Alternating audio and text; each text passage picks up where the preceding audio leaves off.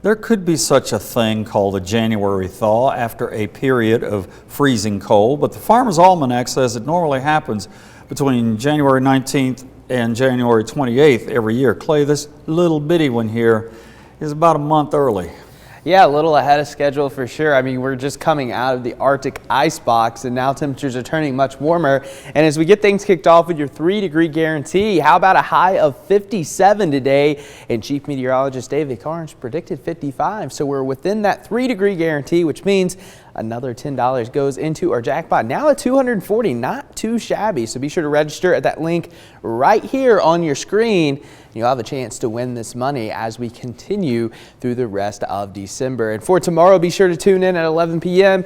Chief Meteorologist David Carnes will be back in studio. Forecast high 62, so going to be a really nice day. But as we take a look at your temperatures again, a very mild air across the Mid-South and a little bit cooler. That cold air still trying to hang on across the Carolinas and even across portions of the Tennessee Valley. I mean, look at this temperature disparity here. We have 51 in Fort Payne, but just a couple hours away in Murphy, it's 26 degrees. So really, if you're east of I-75 and north of the Georgia state line, you have a pretty good shot of dropping to below freezing. Now temperatures are going to start to hold steady and maybe even rise a few degrees overnight as those southerly winds start to pick up. And we have a nice inversion here where it's 48 in Altamont. And we typically start to see that when that Arctic air starts to retreat back to the north. We start that warming along the plateau, and then eventually we're going to continue with that warming across the rest of the Tennessee Valley. But here's a look at some of your Skywatcher reports from earlier today. We had 57 here in North Chattanooga. Johnny and Ringgold had 55 degrees. Jeremy and Mont Eagle at 51. Ben and Somerville 59.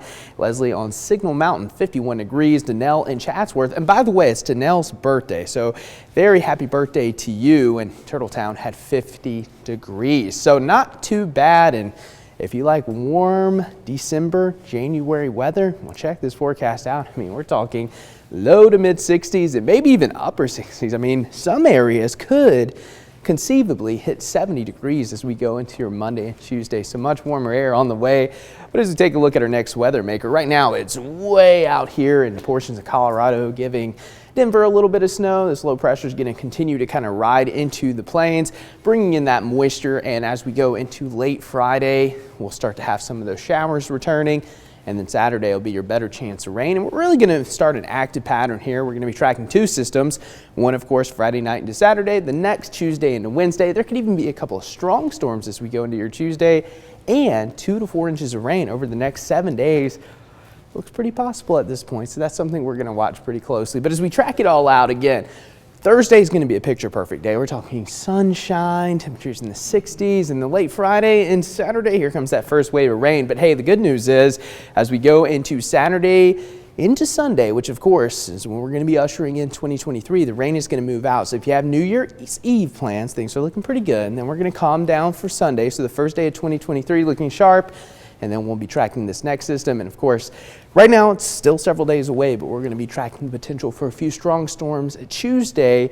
So continue to stay tuned with us. We'll have updates as we continue over the next couple of days. But here's a look at the 7-day forecast. I mean, Calvin, after we had single digits, in some areas we're even below zero. We're talking 60s all the way through next week.